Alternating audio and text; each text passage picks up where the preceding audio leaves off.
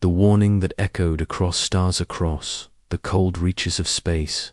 There was one warning older than any empire. It was not written in one language.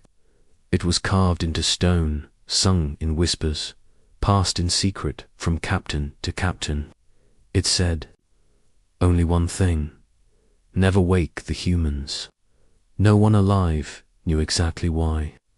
The reason had been lost to time, buried under lies and fear. Some said humans were a violent race that once ruled the stars. Others claimed they were monsters wearing human faces.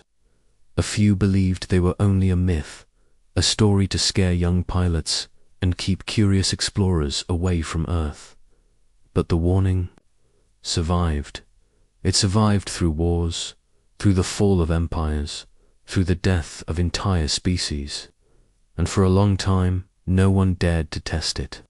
Until now, the Zathari exploration vessel Eos Dawn was drifting above a silent, frozen world.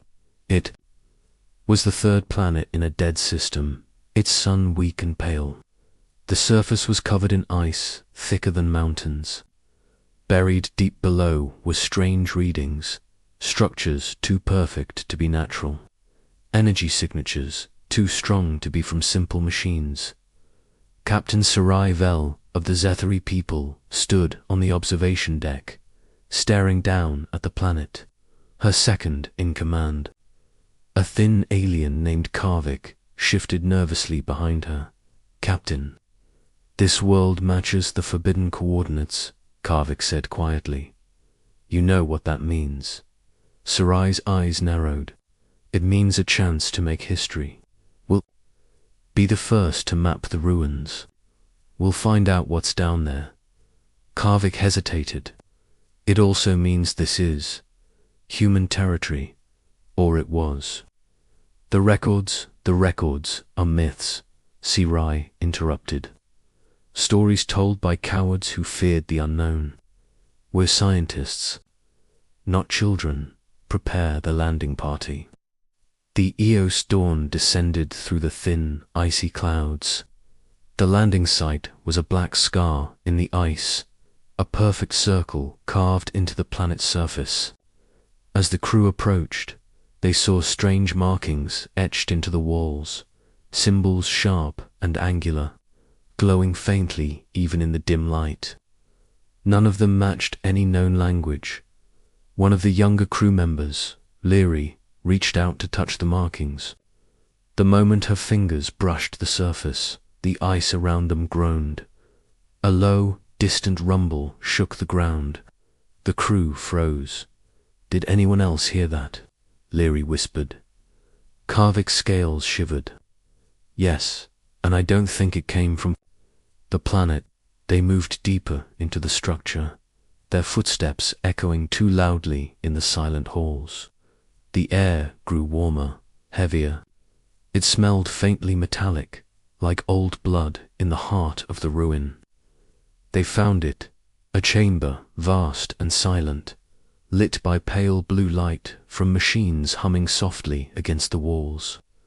In the center was a tall, black cylinder of glass. Inside it, something floated. Humanoid, pale skin, eyes closed, perfectly still. It's alive, whispered one of the scientists. Sarai stepped closer.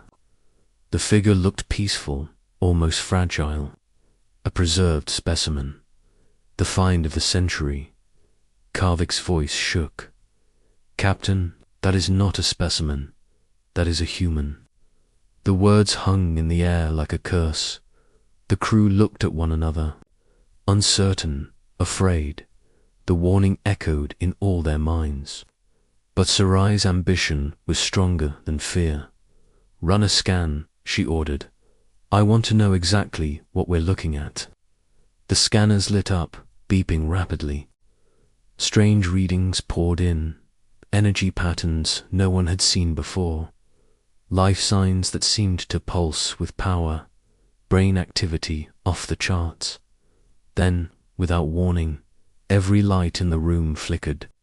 The humming of the machines grew louder. One of the consoles sparked, and across every screen in the chamber, a single line of alien text appeared. "You've made a mistake." No one typed it. No one spoke it. The message simply appeared. The crew backed away from the glass cylinder. The figure inside twitched. Slowly, its head turned, just slightly, as if it could hear them. Its eyes stayed closed, but the corners of its mouth curled upward, not in joy, not in kindness. It was the faint, cold smile of something that had been waiting a very, very long time. Karvik's voice broke. "Captain, we need to leave, now." But it was already too late. The chamber was colder now.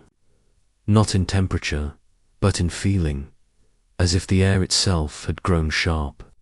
Captain Sarai Vel stood frozen, her eyes locked on the figure inside the black glass.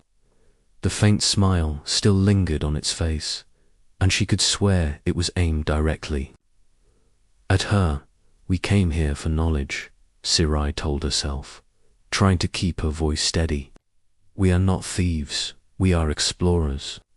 But deep inside, something told her they had already crossed a line they could never step back from. Karvik was still backing toward the exit. His breathing was fast, his scales twitching with unease. "Captain, the old warnings, they were not just myths. If that thing is a human, then every record we ignored was a truth we weren't ready for." Sarai turned sharply. "Enough of the ghost stories. We can contain this. We control the situation." She motioned for Leary and 2 engineers to begin examining the machines around the cylinder. Strange cables ran from the glass into the floor, pulsing faintly with blue light. Symbols moved slowly across the surface of the machines, rearranging themselves like living script. Leary reached for her scanner, but the moment she powered it on, it sparked violently and went dead. The lights in the room dimmed again. Somewhere, deep below, something let out a sound. Not mechanical, not alive, but something between the two. What was that? Leary whispered, "Karvek," swallowed hard. "I think the planet just answered us." Sarai forced herself to step closer to the cylinder. Through the glass, she could see the human's chest rising slowly, almost too slowly to notice. It wasn't breathing like a living creature, it was breathing like something waking from a long dream. "Open it," Sarai ordered. Karvik nearly shouted, "Are you insane? You don't open something the entire galaxy told you to never touch." "We are here to understand," Sarai snapped back. "We will be the first in 1,000 years to see one of them alive. That is history. That is legacy. Do you think anyone will remember your name if we just walk away?" The engineers hesitated but obeyed. They found a control panel half buried under ice, its surface covered in dust and frost. The buttons didn't match any known technology. Some pulsed when touched, others emitted faint, musical tones. Finally, one of them pressed a symbol shaped like a broken circle. The glass cracked, not shattered, cracked, slowly, like ice under heavy weight. A hiss filled the chamber, the air growing warmer and heavier. The machines around them began to pulse faster, as though they were feeding energy into whatever lay inside. The human's eyes remained closed, but the faint smile deepened. "Stop."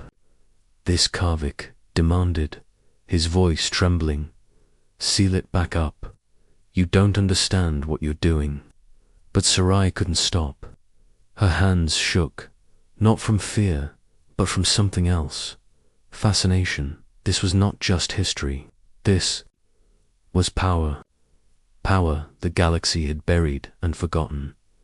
Then the glass split with a deep, final crack. The hiss turned into a low hum that vibrated through the floor. The human's fingers twitched. Its head tilted slightly, as if smelling the air. Then it spoke. The voice was low, distant, but it carried across the room like thunder in a canyon. The words were in no language the crew knew, yet every one of them understood the meaning. Who woke me? The room fell silent. No one moved. The human's eyelids fluttered open, revealing eyes the color of burning metal, not warm, but furious. The moment they met Sarai's gaze, she felt as if something vast and ancient was looking through her, searching every memory, every thought. You, the human said slowly, its lips curling into that same faint smile. You are not the ones I remember. Sarai tried to speak, but no sound came out. The human stepped forward. The glass cylinder fell away in pieces, melting into the floor as if it had never been solid. The air around it grew heavier, pressing against their chests, making it hard to breathe. It looked around the chamber, its expression unreadable. Then its gaze fixed on the glowing machines around them. They still work, the human murmured. Then they are still out there. Karvik found his voice at last. Who? He asked, his words trembling. The human turned to him slowly, and for the first time, its smile vanished. The ones who put me here. The hum in the room grew louder. Somewhere in the distance, far beyond the walls of the ruin, something else answered, and at that moment, the crew of the Eos, Dawn realized. Their first mistake was not waking the human, it was thinking they were alone. The human stepped out of the broken cylinder as if it had only been sleeping for a short while, not for centuries. Its bare feet touched the frozen floor without a sound. The air around it felt thicker, charged with something invisible. Every breath the crew took felt heavier, as if the air itself no longer belonged to them. Captain Sarai Vel tried to speak, to ask the questions she had been waiting to ask since they landed, but the words stuck in her throat. The human's eyes, glowing faintly like molten metal, were fixed on her, and in that gaze she felt something pull at her thoughts, peeling them open one by one.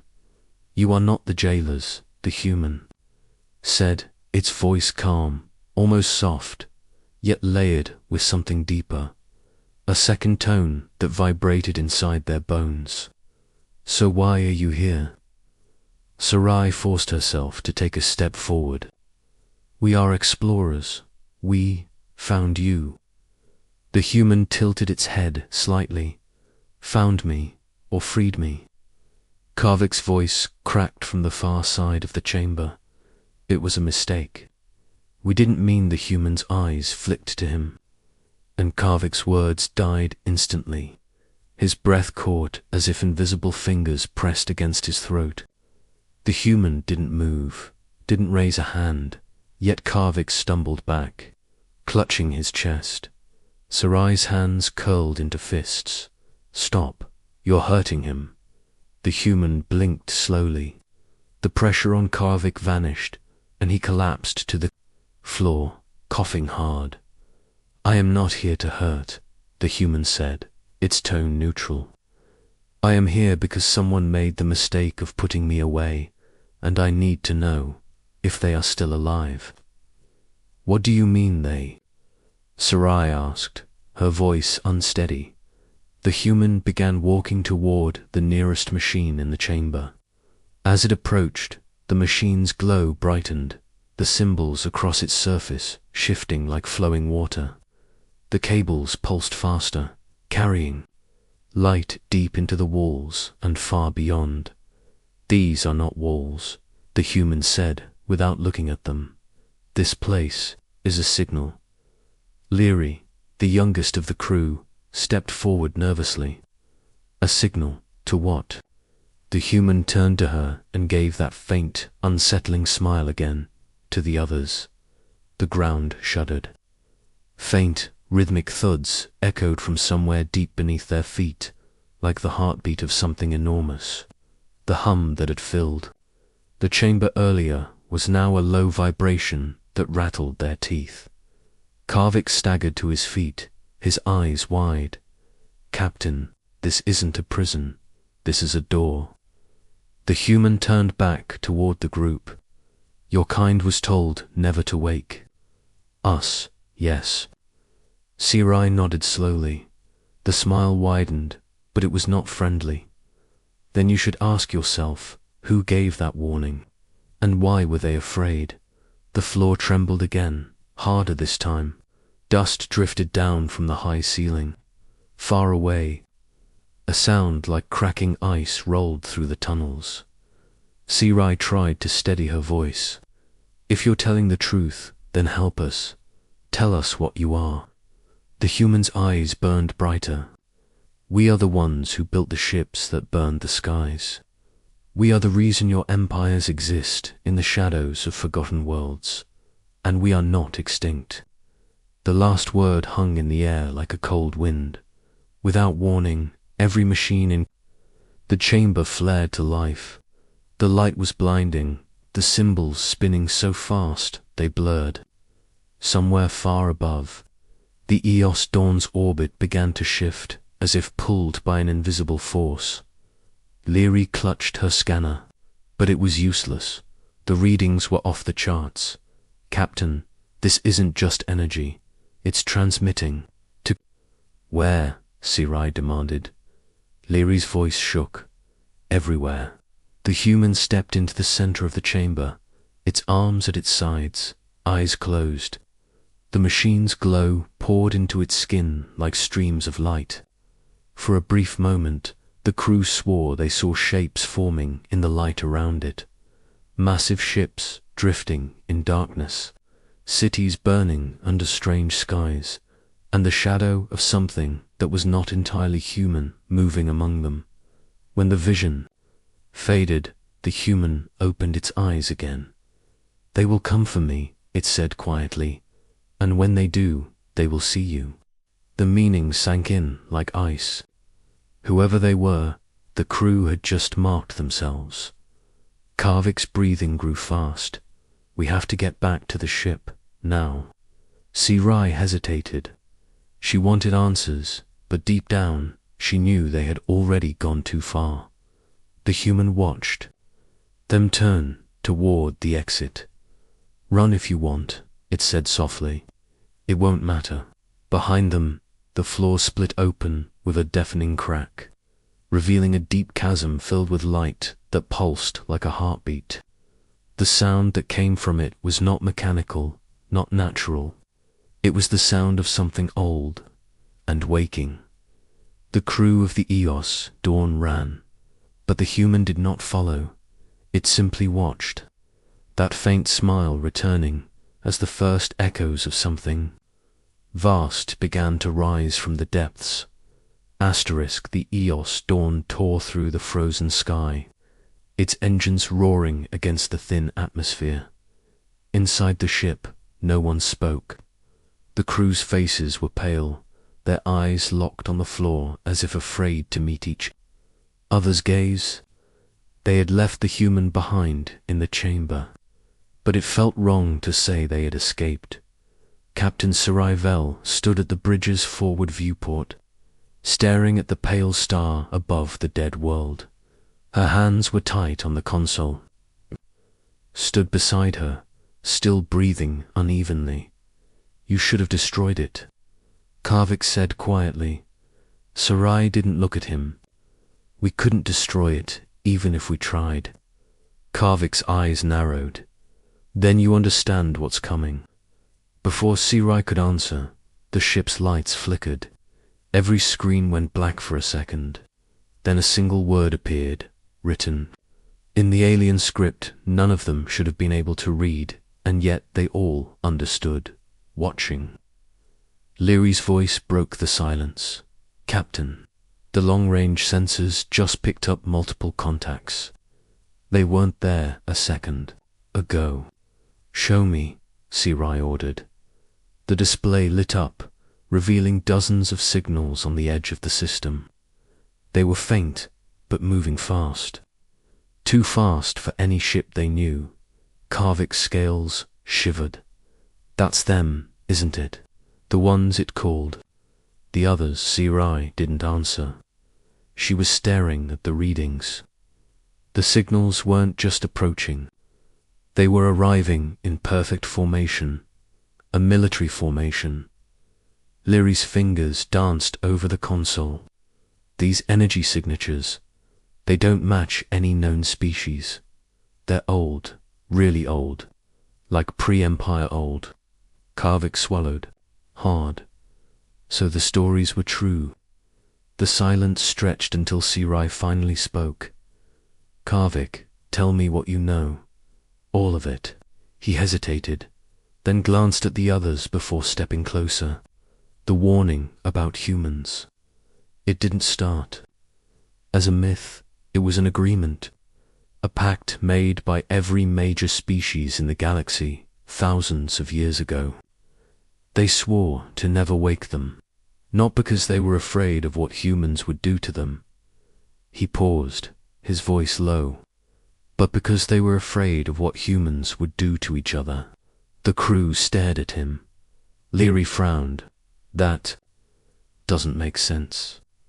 Why hide them if they were only dangerous to themselves? Karvik's gaze was heavy. Because when humans fight each other, they don't stop at destroying themselves. They take everyone else with them. Sarai's jaw tightened. That's just a story. Karvik shook his head.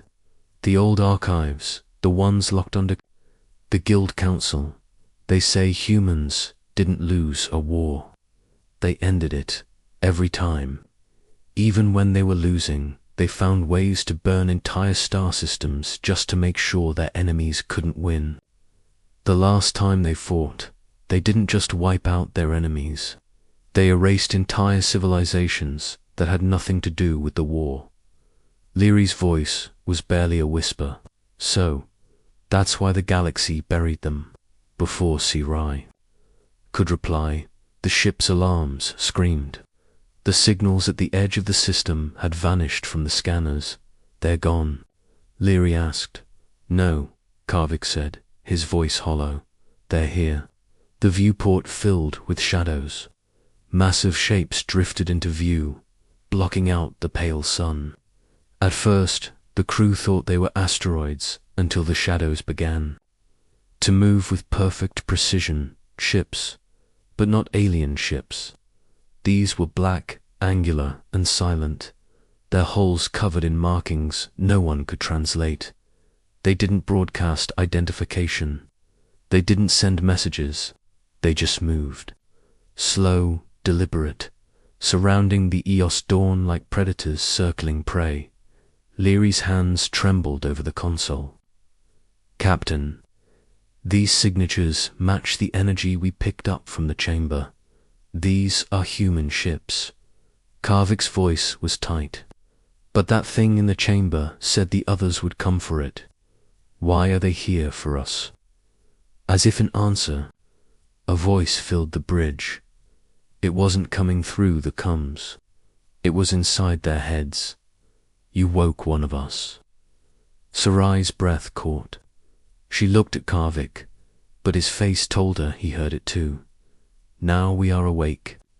The ships outside began to shift, forming a ring around the Eos dawn, at the center of the formation. Something larger emerged, a vessel so massive it made the others look small. Its surface was jagged, scarred from ancient battles, but its presence radiated one thing: authority. Lyri's voice shook. That's not a warship, that's a flagship. The voice in their minds returned. You will come with us. You will speak for your kind. Sarai's mouth was dry. And if we refuse? There was a long pause. Then, slowly, coldly, there is no refusal. Outside, the flagship's hull split open, revealing a hangar vast enough to swallow their ship whole. The smaller human vessels moved into position, guiding the Eos dawn toward the dark mouth of the ancient giant. Karvik leaned closer to Sirai, his voice urgent. "Captain, if we go in there, we're not coming back." Sirai didn't take her eyes off the massive ship ahead. "Karvik, I think we were never meant to." The Eos Dawn was pulled into the flagship's hangar without a single push from its own engines. It was as if the human ship had seized control of their vessel, guiding it with invisible hands. The hangar was a hollow cavern of black metal, large enough to hold an entire fleet. Towering machines stood along the walls like silent sentinels, their eyes glowing faintly in the shadows. The moment the Eos Dawn settled on the deck, every system on board went dead. No lights, no hum of the reactor. The ship was a corpse. Only the sound of the crew's breathing remained. Leary's voice was barely a whisper. "It's like they swallowed us whole." Before anyone could answer, the ship's rear hatch opened on its own. Beyond it was not empty space, but a long corridor bathed in dim white light. "They're inviting us," Karvik muttered. "Or leading us to our end," Sirai said quietly. She drew in a slow breath, then motioned for the crew to follow. "We see where this goes." The corridor's walls were smooth, without seams or panels, as though the entire structure had been carved from a single piece of metal. Strange markings ran along the surface, glowing faintly like veins under skin. Every step echoed unnaturally, the sound traveling too far, as if the ship's belly had no end. After what felt like minutes, the corridor widened into a chamber so large they couldn't see the ceiling. In the center stood a single figure. It was human, but unlike the one they had freed on the planet, this one was fully awake. Its posture was straight, its eyes sharp, and it wore black armor that looked like it had been forged from the ship's own metal. The armor bore no insignia, no crest, no flag, only deep scars from weapons. No one recognized. The human studied them for a long moment before speaking. "You found one of us," it said. Its voice was steady, calm, but there was weight behind it, a weight that pressed into their bones. "That is why you are here." Sirai swallowed hard. "We didn't mean to wake it. We didn't know you knew enough to ignore the warning," the human interrupted. "The warning was not for you, it was for them." Karvik frowned. "Them." The human's gaze shifted toward the far wall of the chamber. Without a word, the metal shifted and peeled away like paper, revealing a window that looked out into space. Beyond it, hundreds of ships floated in formation. Not all of them were human. Many were alien designs, ships Sirai recognized from a dozen different species. Some were old, some were new, but all were drifting quietly as if awaiting orders. "What is this?" Sirai asked. The armored human stepped closer to the window. "Every war you've ever read about, every battle fought between your people, was only a shadow of the real war. The galaxy is not what you think it is. It is a cage." Leary's voice was trembling. "A cage? For who?" "For all of you," the human said. "Your empires, your councils, your laws, they exist because we allowed them to. The ones who locked us away built your peace on the promise that we would never return." Karvik's scales rippled uneasily. "And now you have returned." The human's lips curved into the faintest smile. "Not yet. We are only gathering." Sarai's mind raced. Gathering for what? The human turned to face her fully.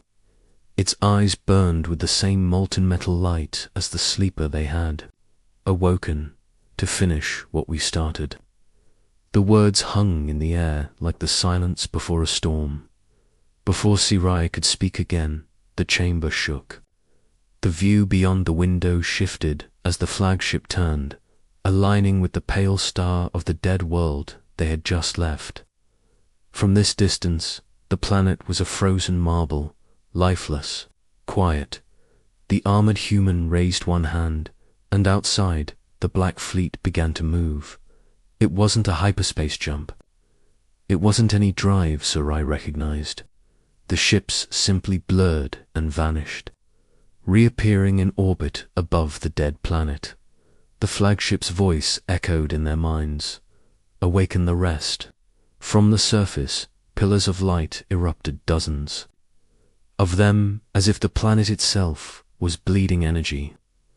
The frozen crust cracked, revealing vast chambers hidden beneath the ice, and in each one lay another sleeper.